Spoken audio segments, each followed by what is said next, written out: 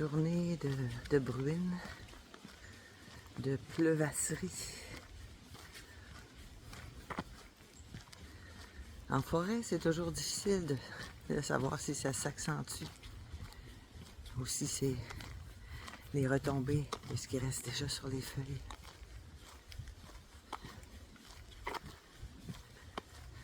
Ça me ramène un peu à la journée d'hier. La journée d'hier où je bénévole auprès des gens très malades en fin de vie. Et journée où quelqu'un est décédé. Journée où il y a eu des moments plus denses. Un peu comme la pluie qui serait plus dense, comme ça fut très tôt ce matin. Mais où il y a des accalmies. T'entends peut-être aussi les oiseaux qui parlent, qui se disent. Mais en même temps, c'était un peu ça hier. C'était un peu une journée où les gens avaient besoin de se dire. Où les gens ont pris le temps de se dire parce que j'ai pu avoir du temps pour écouter ce qu'ils avaient à dire. Et ça va dans tous les sens. Ça va dans tous les vécus, dans tous les besoins. Parfois, c'était avec les résidents. Parfois, c'était avec les proches. Et mon doux que quand j'ai ces occasions-là, ça donne tout un sens à ce que je fais. Ça donne tout un sens à ce cadeau que la vie me fait de pouvoir accompagner des gens en fin de vie ou dans des maladies graves qui vont mener plus vite qu'on l'aurait cru à la fin, à la mort. De prendre le temps un peu de se vider de ses émotions, de les partager. Parfois des gens essaient de les valider, mais juste de les exprimer, pour eux, c'est déjà une forme de validation. Parce que je suis là sans jugement, parce que je suis là à tout accueillir, avec souvent mon toucher. Moi, je suis une toucheuse, mais rapidement, je me ravise si je vois que ça fait pas tout le monde n'est pas confortable avec ça. Mais pour moi, de prendre la main de l'autre, ça reflète. J'ai voulu refléter ça justement dans le logo que j'ai créé. Ce toucher, cette proximité-là, parce que pour moi, un cœur à cœur, ça passe déjà d'abord par une certaine forme de proximité. Donc, et de voir que les gens, généralement, quand je tends la main, ils la ramassent. La journée d'avant, il y avait une personne un peu dans une certaine détresse, une certaine anxiété. Et j'ai été appelée à aller près d'elle pour la rassurer. Aïe, aïe, aïe, dès que j'ai mis la main sur la sienne, elle me l'a ramassée. Puis ça a été, toi tu restes là, hein? Une heure que je suis restée. Rassurer cette personne-là. Sans dire un mot. Même si j'avais voulu dire un mot, la personne n'était pas en mesure d'entendre.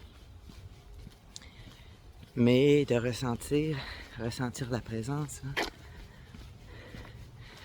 Elle avait cette capacité-là de ressentir par le toucher. Les personnes en fin de vie ont cette autre cette autre capacité, cet autre sens, qui est souvent le dernier sens actif de l'ouïe. Donc, ils entendent. Et c'est important à ce moment-là de leur parler. Moi, si je ne l'ai pas fait l'autre jour, c'est pas seulement parce que la personne n'était pas en mesure de, mais je sentais que c'était pas ça qu'elle avait besoin. Là, elle avait besoin de sentir la présence, de ressentir la présence physiquement. Mais autrement, on entend souvent les gens dire, ben, ça donne rien, il est dans le coma, elle est dans le coma, elle est partie, la médication l'a endormi de manière profonde. Donc ça va donner quoi que je lui parle? Ben non, elle est là. Son inconscient, son conscient, mais d'une certaine forme, entend et se réconforte bien souvent. Surtout si la présence qui est là, surtout si les mots qui sont là sont rassurants.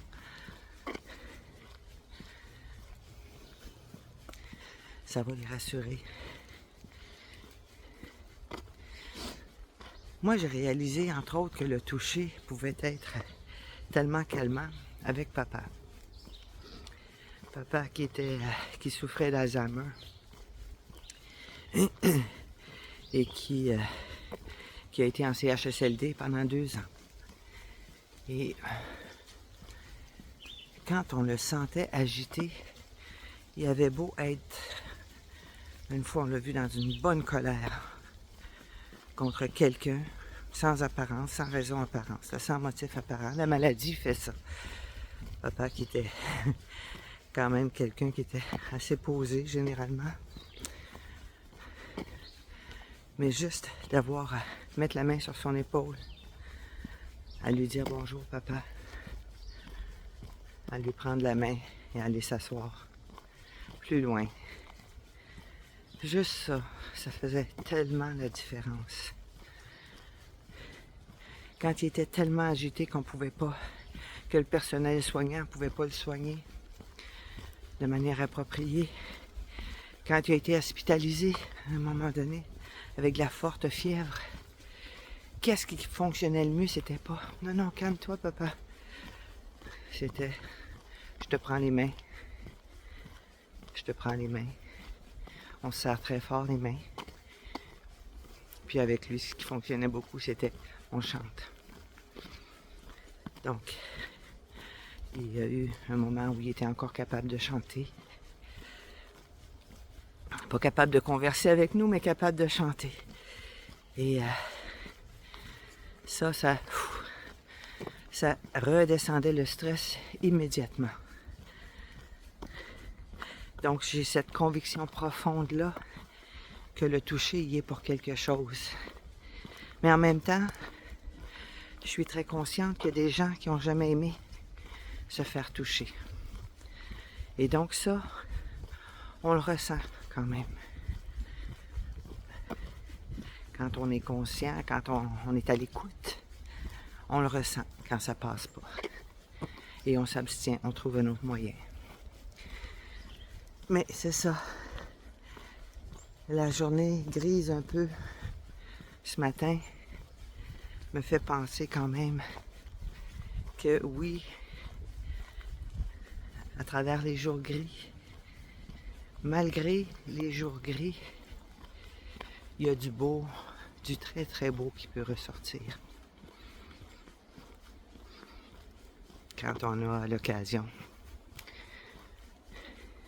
de pouvoir être à l'écoute, de pouvoir être présent pour l'autre. C'est pas toujours facile avec tout le monde, même dans notre quotidien, hein? Mais c'est un outil qu'on aurait intérêt à mettre de l'avant beaucoup plus souvent dans nos vies. Alors la journée s'éveille aujourd'hui avec une belle activité familiale cet après-midi. Mais d'ici là, on va essayer de l'apprécier au maximum. Peu importe la couleur qu'elle prend, peu importe la météo qu'elle nous présente, c'est donc pas important de trop s'en faire. Parce que ça fait partie de la vie. Ça fait donc partie de la vie. Magnifique journée à toi. Joanne Michaud, Tanadoula.